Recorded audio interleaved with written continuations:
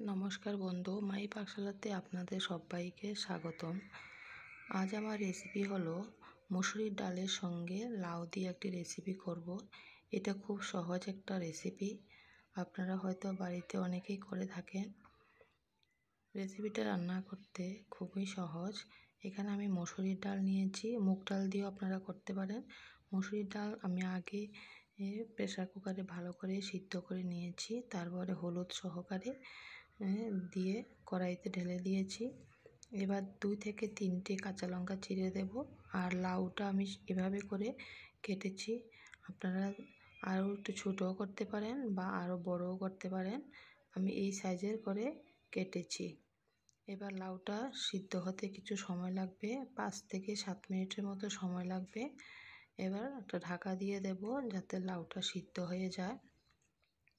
লাউটা সিদ্ধ হলে লাউয়ের কালারটাই অন্যরকম হয়ে যাবে, এটা বোঝাই যাবে। এবার আমি লাউটা দেখুন কেমন হয়েছে, সিদ্ধ হওয়ার পরে ডালের কালার হয়ে গেছে। এবার আমি কড়াই বসিয়ে দিয়েছি। এবার 2 থেকে 3টি শুকনো লঙ্কা দেব আর 5 ফোড়ন দেব। দিয়ে 5 ফোড়ন আর শুকনো লঙ্কা থেকে যখন সুন্দর গন্ধ বের হবে তখনই এখানে দিয়ে দেব তেজপাতা, 2টি তেজপাতা দেব আর দেব আদা কুচি। যে কোনো নিরামিষ ডাল সঙ্গে আদা কুচি দিলে খেতে খুব ভালো লাগে। এবার আমি দিয়ে দেব ডালের সঙ্গে লাউ, এটা দিয়ে দেব। দিয়ে তারপরে আরও 5 থেকে 6 মিনিটের মতো রাখবো।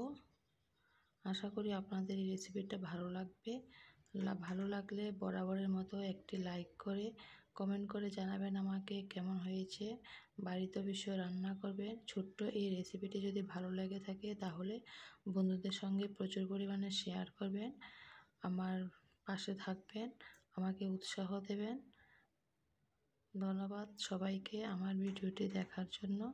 সুস্থ থাকবেন, ভালো থাকবেন।